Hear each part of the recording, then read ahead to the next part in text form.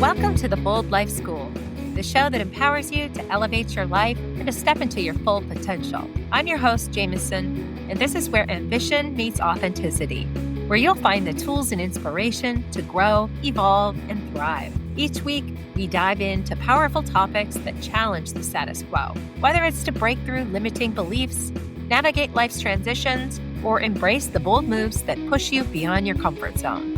Now let's get into today's episode.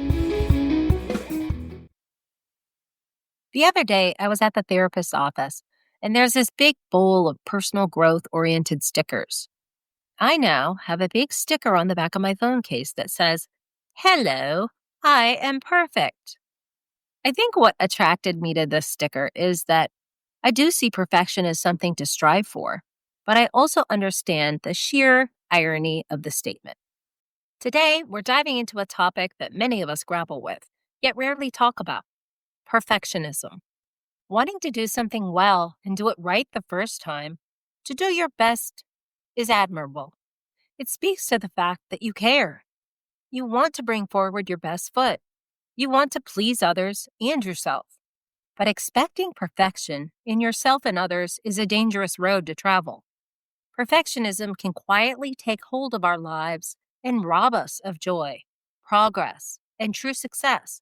So let's break down what perfectionism really is, how it shows up in our lives, and most importantly, how we can start to let go of it to create space for freedom, authenticity, and growth. What even is perfectionism? Striving to be perfect. At its core, perfectionism is the belief that everything we do must be flawless, that we have to meet extremely high standards in every area of our lives. And we often expect these high standards for others as well. Perfectionism might seem harmless at first, but it can be a silent killer to our mental health, productivity, and relationships. We try to reach impossible standards of beauty, wealth, and success, measured by what we see out there on Instagram. And what's worse is that today we're measuring ourselves against massive airbrushing, Photoshop, AI. We are trying to keep up with a standard that doesn't even really exist. So much so that Americans have gone into major credit card debt to afford their lavish lifestyles just to keep up appearances with their peers. We judge ourselves so harshly, while we still want more for ourselves. We want to try something new, to create art, write a book, or try to start getting started. We call it writer's block when a writer can't write, but often this type of block is the result of thinking, "I can't do it. My ideas aren't good enough. This won't work. It won't be good enough." So we do the opposite of action. We don't create, and that leads us to results that simply back up the belief that I'm not good enough. It's easy to become so fearful of failure that we block our own ability to learn and grow from our mistakes. Perfectionism keeps us from even trying.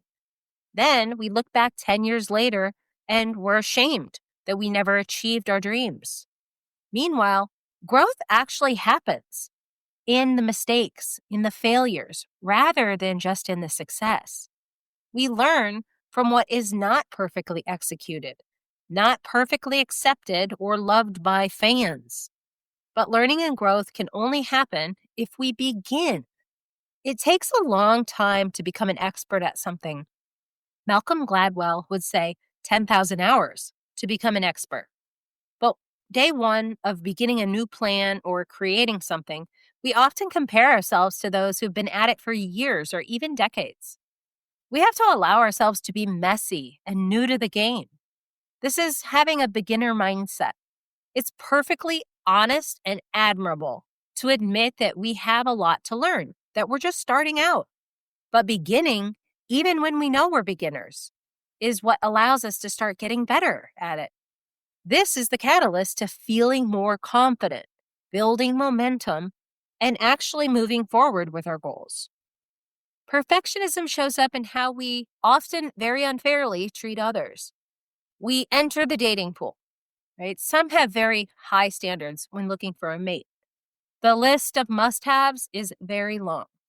This prospect must be 6'3", model hot, Ivy League educated, a handyman around the house, sweet, funny, romantic, faithful, and a great father. Add in good morals and emotionally intelligent, and well, a lot of women are not finding this particular mate out there. I can attest to that. Plenty of us feel that we have earned the right to expect high standards in a potential date. It's not wrong. We have had to work very hard to achieve our own success, and it's only natural that we want a partner who operates on a similar level, has compatible values and views. Why shouldn't we? But looking for the perfect mate is keeping a lot of women single. Their standards are unrealistic. And on top of that, how many women can say that they have all of those same requirements on their resume that they expect from their future mate? We expect men to be perfect and have it all together by the time they get to us, but many women don't hold themselves to that same standard. I have this vague memory from childhood where I recall one parent nagging about keeping up with the housework and wanting to have it all look and feel a certain standard. Then the other parent said something like, "Well, you're the only one that cares about that, so you do it to your standard." I still think about that today because it reminds me that we often not just hold ourselves to a standard, but we hold others to the same standards that we set for ourselves. Is it fair, though, for us to force our vision, enforce our standards and our desires on others? With that in mind, many women choose to stay single, happy, and alone. As long as we're happy with our reasons, there is no shame in that. But it does beg the question, am I being reasonable or am I being a perfectionist? How we judge others is often an indication of how we judge ourselves. If you have an aversion to those who are overweight, per se, it's likely that you are extremely concerned with your own weight. Maybe you're extremely controlled over it. Maybe you feel bad about it. Whatever it is, it definitely triggers you in some way. If you can't stand it when that one coworker keeps talking, taking over meetings with their charm, it's likely that you're triggered. You're fearful of not getting the same limelight, or maybe you have some subconscious jealousies. What we see in others, we often lack in ourselves, or we feel that we lack in ourselves. Your thoughts, your feelings, your actions, they're a mirror to what's going on inside you. And that person is in the driver's seat. Your focus on attributes of someone else is triggered by your own thoughts and beliefs, tracking back to issues within you. By focusing outward on the lack, the features we see in others, we avoid having to look at ourselves. We fail to see areas of ourselves that we need to heal. Perfectionism sets us up for failure because perfection does not exist. It's an unattainable ideal that keeps us chasing something, and we will never catch it. As women, we're often conditioned to meet the needs of others, whether it's our families, our partners, our colleagues. This can make perfectionism especially insidious because we end up neglecting our own needs, desires, and dreams in the process. How many of us have felt that we need to juggle work, motherhood, housework, social obligations, all while maintaining a perfect image? It's exhausting, and it's a setup for burnout. Women are often expected to wear all of these multiple hats without missing a beat. And when we do, we feel like we failed.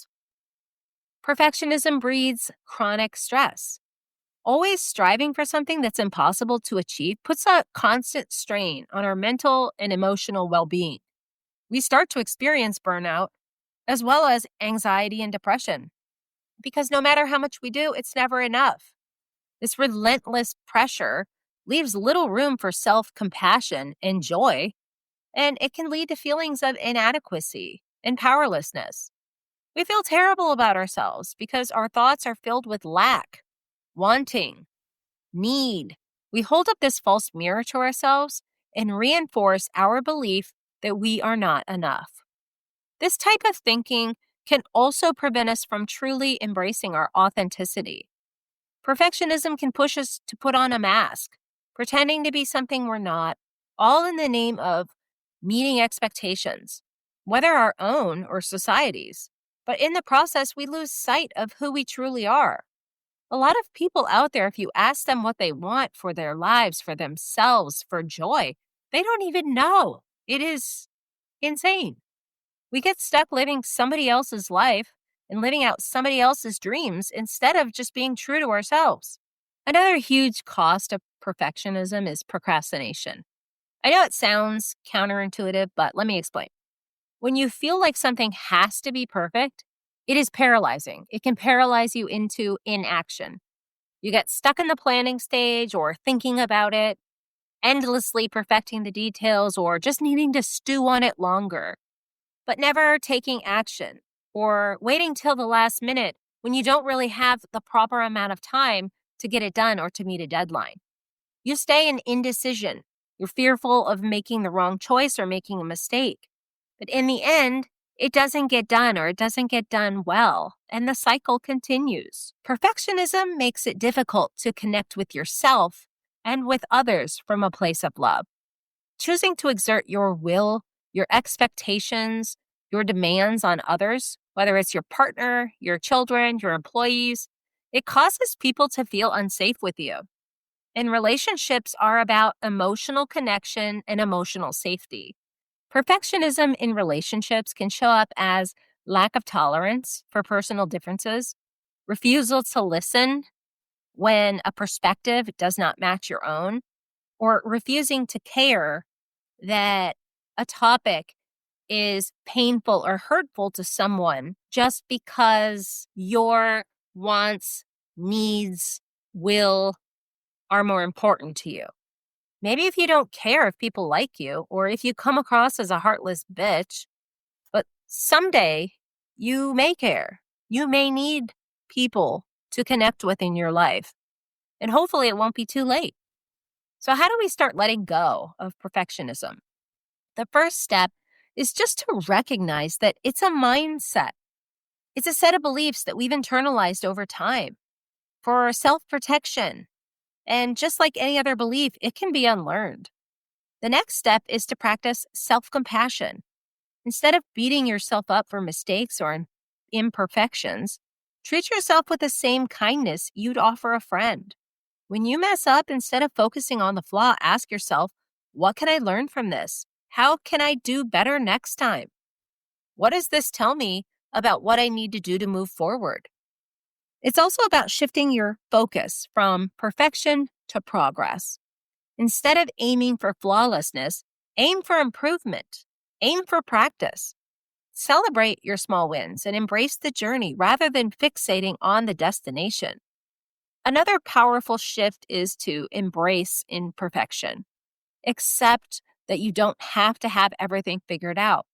It's okay to ask for help, to make mistakes, and to not have all the answers, especially if you're beginning something brand new. The more you accept yourself as you are, the less you'll feel the need to prove yourself. And guess what? Then you can actually be yourself with others. Ladies, perfectionism is a trap. It holds us back from the bold, unapologetic, and fulfilled lives that we're meant to lead. It keeps us stuck in a cycle of self-doubt and frustration when we should be celebrating our progress and growing into the powerful women that we are. Remember, you're enough just as you are. You don't need to be perfect to be worthy of success or love or happiness. So let go of the pressure to do it all, to be flawless, and to meet impossible standards. Start embracing your imperfections and step into your authentic self. Until next time, keep living boldly and embracing the beauty of being perfectly imperfect.